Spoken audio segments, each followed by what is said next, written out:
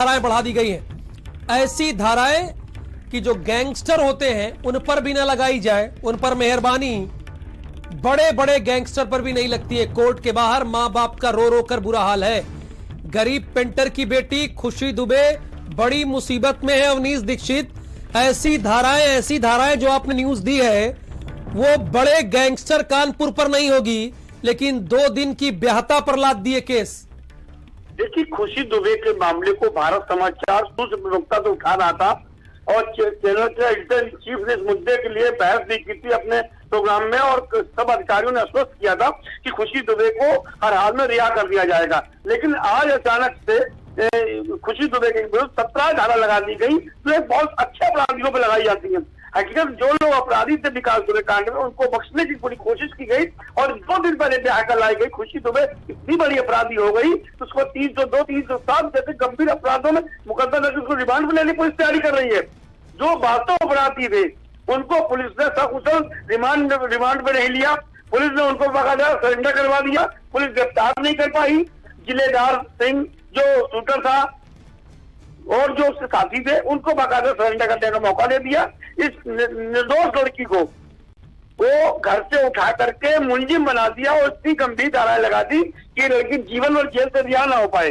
तो कहीं ना कहीं एक तरीके अत्याचार कर रही है कानपुर पुलिस, और उसके लिए कानपुर पुलिस पूरी तरह दोषी है। तो कानपुर पुलिस अगर लापरवाही न करती तो इतना बड़ा हत्याकांड ना होता, और ना हत्याकांड होता तो विकास दुबे को मुठभेड़ ना होती, मारा जाता, और ना ही निर्दोष ये लड़की जो 2 दिन पहले शादी की हुई थी उसको ये नहीं मालूम था पिकरू गांव में कितनी गलियां हैं, पिकरू गांव कितने घर है, पिकरू गांव का प्रधान कौन है, पिकरू गांव पड़ोस से कौन रहता है, उसको इतने बड़े अपराध का बराबर साझेदार बना दिया।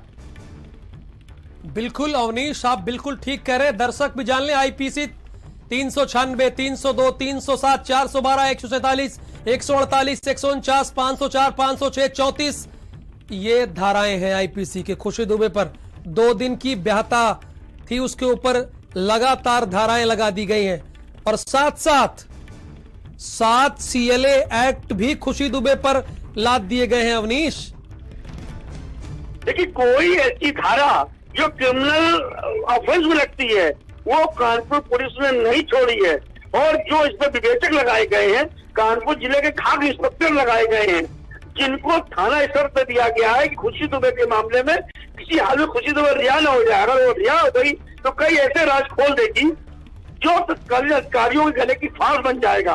पुलिस अधिकारी भी इसमें मुलजिम बनेंगे। अच्छा, मतलब मामला ये है, इस वजह से धाराएं बढ़ाई जा रही है अवनीश, जो आपने अभी बता दिया कि पोल न खुल जाए। अगर खुशी दुबे निर्दोष थी और इस बात को तत्कालीन एसपी दिनेश कुमार पी ने स्वीकार किया था, भारत समाचार पर बात की थी उन्होंने कि दुबे निर्दोष है, उसके लिए 169 की रिपोर्ट भेजी जा रही है, लेकिन उनको भी सजा के तौर पर यहाँ से तबादला करके झांसी भेज दिया गया। उसके बाद जो विवेचक लोग हुए, विवेचक अब तक इस केस में 5 विवेचक बदल चुके हैं, और जो विवेचक में लगाएगा वो अपने आप में घाट विवेचक कहे जाते हैं। कानपुर के घाट दरोगा इंस्पेक्टर लगाई है, उन्होंने अपने को फंसा देकर, अपने पूर्व अधिकारियों फंसा देकर इस पूरे मामले को दबाने के लिए खुशी को एक इतना बड़ा अपराधी बना दिया, इसकी उसने कल्पना नहीं की थी। एक लड़की ऊपर इतना बड़े अपराध की धारा है, मैंने अपने 20 साल के कैरियर में कभी नहीं देखी। इतनी बड़ी अपराधी कोई लड़की हो सकती है, शादी 2 दिन पहले उस गांव में हुई हो, उसका पति मुठभेड़ में मारा गया हो, उस सही से पति घर वालों को नहीं पहचान पाई हो, अपने देवर जेठ नंद को नहीं पहचान पाई हो, अपने ऊपर मामा ससुर को नहीं पहचान पाई, सास ससुर नहीं पहचान पाई हो, वो इतनी बड़ी अपराधी 2 दिन में कैसे हो गई? दरअसल खेल ये है, आप जो बता दिए अवनीश, आपने कहा कि 20 साल के पत्रकारिता के करियर में आपने नहीं देखा, क्योंकि अपने गिरेबां पर आंच ना आए इसलिए 302, 307 और धाराएं लगा दी गई हैं। अपने गिरेबां पर आंच ना आए, खुद फंसते हुए दिख रहे हैं, इसलिए ऐसा कर रहे हैं क्या? देखिए, इस पूरे मामले की अगर गहनता जांच होनी है, जो एसआईटी आई थी, सुप्रीम कोर्ट की टीम आई थी, न्यायिक आयोग आए थे, ये अफसल है तो आईएएस आईपीएस अधिकारी, जब इन्होंने देखा इनके सहकर्मी साहब में फंस रहे हैं, इनके कलीग साहब से फंस रहे हैं, तो आज तक इन्होंने जांच रिपोर्ट तो नहीं दी। विकास के मामले में 10 तारीख को एसआईटी गठित हो गई थी, जिसमें बहुत बड़े बड़े अधिकारी संजय भूष रेड्डी, हरिराम शर्मा और जो तत्कालीन डीआईजी है उनको रखा गया था। आज तक वो रिपोर्ट नहीं आ पाई। लेकिन कानपुर पुलिस की तेज चल रही है, तो नहीं, जरा कोई व्यक्ति नहीं ऐसा मिल रहा है इसके खिलाफ वो इन धाराओं में मुकदमा निकले। लेकिन सबसे आपकी तब हो रही है कि खुशी दुबे जो कि कस्टडी मामले इन्वॉल्व नहीं थी, उसका गुनाह सिर्फ इतना था कि उसने अमर दुबे के साथ की शादी हुई थी और 2 दिन पहले उस गाँव में बहू बनकर गई थी। तो 2 दिन पहले गाँव में बहू बनकर जाने खामियाजा उसको इस कदर भुगतना पड़ रहा है कि वो अपनी जिंदगी के जो हसीन पल है, जो उसको जिंदगी जीना चाहिए थी, वो उसको कोचिंग गुजारनी पड़ रही, अपराधियों के बीच गुजारनी पड़ती है। जो अपराधी वहां पर नाई निकल महिलाएं होती हैं उनके साथ गुजारनी पड़ रही है। दरअसल बात ये भी है ना कि ये सारी धाराओं की परीक्षा तो कोर्ट में भी हो जाएगी। पुलिस पूछेगी खुशी दुबे ने किसकी हत्या की, ये तो सवाल होगी, कोर्ट पूछेगी पुलिस से, स्वाभाविक है। लेकिन ये भी आपसे जानना चाहूंगा मैं, एक बाइट के बाद जानना चाहूंगा अवनीश, कि कौन सी काल्पनिक कहानी कानपुर पुलिस के दिमाग में चल रही है, वो आप जरा बताइएगा। दर्शकों को एक बाइट सुना देते हैं, वो काल्पनिक कहानी कौन सी है, बताइएगा आप। ऐसा किया गया, पहले तो उन्हीं के लोगों के द्वारा इनको भी नाम लिया गया है, उसी के स्टेटमेंट के आधार पर उनको भी मुलजिम बनाया गया है। अब और भी तमाम निष्पक्ष जो साक्ष्य इसमें आया वो लड़की अभी सी हुई है, तो उसका मजबूरी में वहाँ उनका लोकेशन रहा है, इस संबंध में तमाम जानकारी हुई है, उसको 169 की कार्रवाई की जा रही है। कब तक छूट जाएगी, क्या अनुमान लगा रहा है? 169 की कार्रवाई सबमिट होने के बाद न्यायालय निर्णय लेगा।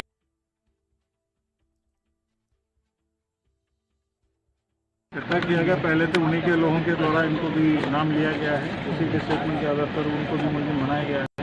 अब और भी तमाम निष्पक्ष जो साक्ष्यों के इसमें आया वो लड़की अभी शादी हुई है, तो उसका मजबूरी में वहाँ उनका लोकेशन रहा है, इस संबंध में तमाम जानकारी हुई है, उसको 169 की कार्रवाई की जा रही है। कब तक छूट जाएगी, क्या अनुमान लगा रहा है? 169 की कार्रवाई सबमिट होने के बाद न्यायालय निर्णय लेगा। दीपक बाजपेयी इस वक्त जुड़े हुए हैं, आम आदमी पार्टी के प्रवक्ता हैं। दीपक, जिस कानपुर पुलिस को यह लग रहा था, अभी भारत समाचार ने दूध का दूध पानी का पानी कर दिया। एक पुरानी बाइट एक पुलिस अधीक्षक की सुना दी, जिसमें वो कह रहे हैं मजबूर खुशी दुबे। लेकिन आज आपको बता दूं कि 17 धाराएं लगा दी गई हैं, 302, 307, और जो गैंगस्टर पर भी नहीं लगती वो सारी धाराएं लगा दी गई हैं। इस पर आपका क्या कमेंट है? देखिए, मेरा मानना है कि उत्तर प्रदेश के मुख्यमंत्री योगी आदित्यनाथ जी एक जातीय विद्वेष से बुरी तरह पीड़ित हैं और वो उससे बाहर नहीं निकल पा रहे हैं। जाति विद्वेष का मतलब क्या है? खुशी दुबे जो 2 दिन की नवविवाहिता, जिसका कोई लेना देना नहीं था, आपकी तफ्तीश में कुछ निकल नहीं रहा था, तफ्तीश में अगर कोई चीज निकली तो ये कि वो एक नाबालिग है, आपने तब से उसको जेल की सलाखों के पीछे रख रखा है। वो किसी समाज की अस्मिता है, किसी परिवार की अस्मिता है, और आज 17 मुकदमे उसके ऊपर आपने लगाए हुए। मतलब ये अंधा कानून है। ऐसा लगता है कि उत्तर प्रदेश में पुलिस मुख्यमंत्री के जातीय विद्वेष का, जातीय प्रतिशोध का एक अस्त्र बन गई है, एक हथियार, एक टूल बन गई है। इससे ज्यादा कोई बात आप कह नहीं सकते हैं। जिस तरह अपराधियों और माफिया का यहाँ हौसला बुलंद है, रोज चुन चुन कर हत्याएं हो रही हैं एक वर्ग की, वैसे में सारा प्रतिशोध एक बेचारी अबला नवविवाहिता से जिस तरह ले रही है उत्तर प्रदेश की सरकार, ये शर्मनाक है। और ये बताती है कि यहाँ पर कोई सरकार उत्तर प्रदेश में एग्जिस्ट नहीं करती है। केवल सरकार का जो मुखिया है वो जातीय प्रतिशोध में पुलिस को, यानी आम आदमी पार्टी का ये मानना है, उत्तर प्रदेश आम आदमी पार्टी का ये मानना है कि कार्रवाई जाति विशेष के आधार पर की जा रही है, ये आप कह रहे हैं? नहीं, आप देखिए 17 साल के लड़के प्रभात मिश्रा को, जो 12वीं का स्टूडेंट है, जिसके खिलाफ एक FIR नहीं है, उसको पुलिस ने घर से निकालकर जानवर की तरह गोली मार दी और कहा कि एनकाउंटर हो गया है। खुशी दुबे, जिसकी 2 दिन पहले शादी हुई है, जिसका उस क्राइम से कोई लेना देना नहीं था, इनको कुछ मिल नहीं रहा था, उसके खिलाफ आप बता रहे हैं कि हत्या के प्रयास समेत 17। आप बने रहिए दीपक जी हमारे साथ, आपने दर्शकों को एक बाइट सुनाते हैं। पुलिस गंभीर धाराओं में आरोप लगा रही है, आपका क्या कहना है? क्या कह सकते हैं? क्या लगता है खुशी के साथ अन्याय हो रहा है? वो तो सभी लोग जानते हैं कि अन्याय हो रहा है उसके साथ। आप किस हद तक खुशी को न्याय दिलाने के लिए लड़ाई लड़ेंगे? हम किसी योग्य हैं जो हम लड़ेंगे। पहले उन्होंने करीब 5-6 धाराएं लगाई थी, अब उन्होंने आज कल एक प्रार्थना पत्र दिया है, जिसके लिए आज खुशी को तलब किया गया है, जिसमें उन्होंने डकैती से लेकर और 302, 307, 396 और विस्फोटक पदार्थ अधिनियम 3/4 की भी धारा लगाने की प्रार्थना की, जिसका रिमांड माननीय न्यायालय ने स्वीकार कर लिया। हमने उसका विरोध किया था। और आज एक मेजर डेवलपमेंट ये भी रहा कि श्रीमती खुशी दुबे करके संबोधित किया जा रहा था। हम लोगों ने इस पर आपत्ति की कि कोई ऐसी वैवाहिक स्थिति उसकी नहीं है, तो माननीय न्यायालय ने 3 दिन के अंदर उस पर आख्या तलब की है। अशोक पांडे भारतीय जनता पार्टी के प्रवक्ता हैं, इस वक्त हमारे साथ फोन लाइन पे जुड़े हैं। अशोक जी, खुशी दुबे पर 17 धाराएं लगा दी गई हैं, 302, 307, 412, 141, 148, 149, 504, 506 और 3/4। क्या कहेंगे आप? देखिए, मूल बात यह है अच्छा कि हमारी सरकार जीरो टॉलरेंस की बात करती है। पुलिस अगर किसी को किसी गुनाह में पाती है या पुलिस को हमने पुलिस के हाथ को हमने छोड़ दिया है, अगर कोई भी कहीं भी किसी अपराध में अगर कहीं भी संलग्न है तो निश्चित तौर पे कानून अपना काम करेगा। अच्छा अशोक जी, ये बताइए, भारतीय संस्कृति परंपरा में अगर किसी की शादी होकर आई तो वो डकैती डालने जाएगी, हत्या करने जाएगी, विस्फोटक पदार्थ रखेगी, नाबालिग कोर्ट नहीं माना है? देखिए, मेरा ये मानना है ये जांच का विषय है। पुलिस जांच कर रही है, पुलिस से मुकदमा दर्ज कराया है। निश्चित तौर पे कहीं इस तरह का कोई जानकारी उनको मिला होगा। अगर कोई निर्दोष है तो पुलिस किसी को फंसाने वाली नहीं है। यानी अशोक पांडे जी का ये मानना है जो कानपुर कह दे वो सही? बिल्कुल ऐसी बात नहीं है, कानपुर कहने से नहीं। मेरा ये मानना है कि कहीं पुलिस को क्लू मिलता है तभी वो इस तरह की कार्रवाई करती है। पुलिस निश्चित तौर पे अगर कानपुर में पुलिस का अशोक जी ठीक है, आपकी बात तो हमने उनके खिलाफ कार्रवाई की बिना तिवारी। आपकी बात चलिए मानते हैं, लेकिन एक बात ये बताइए, अभी भारत समाचार ने दरअसल दूध का दूध पानी का पानी कर दिया सर। एक पुरानी बाइट एक पुलिस अधीक्षक की सुना दी, उसमें मजबूर खुशी दुबे कह रहे हैं पुलिस अधीक्षक महोदय, और अब 17 धाराएं लाद दी। और आप पर आरोप भी ये लग रहा है, दूसरी पार्टी के लोग कह रहे हैं कि एक जाति विशेष से ताल्लुक रखती है, इसलिए 17 गंभीर धाराएं हैं। इसलिए ये मैं नहीं कह रहा हूं, एक पार्टी कह दी अभी। जी बिल्कुल, मेरा मानना है कि ऐसी बात नहीं है। और विकास दुबे की पत्नी तो सीधे समाजवादी पार्टी के चुनाव जीत के जिला पंचायत का आई थी। लेकिन हम लोग पूरी मनसा किसी को फंसाने की नहीं है। किसी भी जाति संप्रदाय का अगर अपराधी है तो अपराधी है। अपराधी ये बार बार आरोप क्यों लग जाता है आप पे कि कार्रवाई करेंगे? आप पर ये आरोप क्यों लग जाता है बार बार कि एक जाति विशेष को टारगेट कर रही है, ये क्यों लग जाता है? उसके बाद भी ये दुर्भाग्यजनक आरोप लगा तो हमने उसको विधानसभा में बताया कि इतने अपराधी ब्राह्मण, इतने अपराधी क्षत्रिय, इतने कुर्मी समाज के, इतने खिलाफ हमने कार्रवाई की तो बंद हो गया था। विकास दुबे जैसे अपराधी के काउंटर पर ये लोग परशुराम जैसे भगवान की प्रतिमा लगाने लगे, अपराधी को परशुराम से तुलना करने लगे। यानी जो कानपुर पुलिस कर रही है उस पर अशोक पांडे जी को, भारतीय जनता पार्टी के प्रवक्ता को पूरी उम्मीद है, पूरा भरोसा है, जो कर रही है ठीक कर रही है। देखिए, मेरा ये मानना है कि पुलिस के किसी भी अपराधी ने लापरवाही की तो हमने कार्रवाई की। उसी कानपुर में एक अपराध की घटना हुई थी, हमने आईपीएस गुप्ता को सस्पेंड किया, सीओ को सस्पेंड किया। विकास दुबे प्रखंड में एक दरोगा विजय तिवारी ने अपने साथियों की निर्मम हत्याएं करा दी, उसके खिलाफ हम कार्रवाई कर रहे हैं। मेरा ये मानना है कि पुलिस और लापरवाही नहीं करेगी। अगर कोई मामला स्पष्ट रूप से जब प्रमाणित आएगा तभी कोई कार्रवाई कर सकती है। दीपक जी, अशोक पांडे जी का कहना यह बहुत सीधा सा है कि जो कानपुर पुलिस कर रही है, खाता न बही, वही सबसे सही।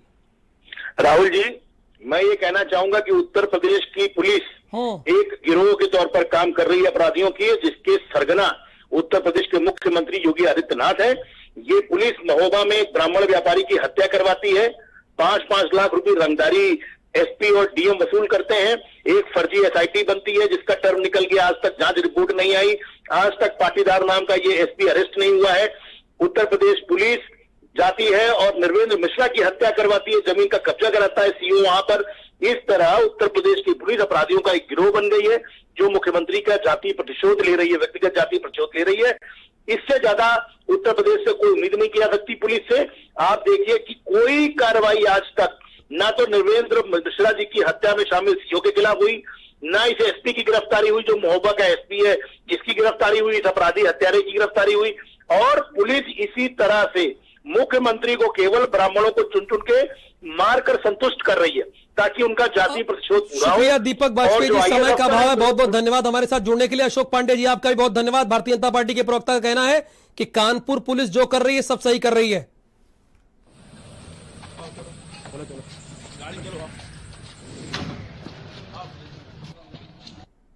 पुलिस गंभीर धाराओं में आरोप लगा रही है, आपका क्या कहना है? क्या कह सकते हैं? क्या लगता है खुशी के साथ अन्याय हो रहा है? वो तो सभी लोग जानते हैं कि अन्याय हो रहा है उसके साथ। आप किस हद तक खुशी को न्याय दिलाने के लिए लड़ाई लड़ेंगे? हम किसी योग्य हैं जो हम लड़ेंगे। पहले उन्होंने करीब 5-6 धाराएं लगाई थी। अब उन्होंने आज कल एक प्रार्थना पत्र दिया था जिसके लिए आज खुशी को तलब किया गया है, जिसमें उन्होंने डकैती से लेकर और 302, 307, 396 और विस्फोटक पदार्थ अधिनियम 3/4 की भी धारा लगाने की प्रार्थना की, जिसका रिमांड माननीय न्यायालय ने स्वीकार कर लिया। हमने उसका विरोध किया था। और आज एक मेजर डेवलपमेंट ये भी रहा कि श्रीमती खुशी दुबे करके संबोधित किया जा रहा था। हम लोगों ने इस पर आपत्ति की कि कोई ऐसी वैवाहिक स्थिति उसकी नहीं है, तो माननीय न्यायालय ने 3 दिन के अंदर उस पर आख्या तलब की है।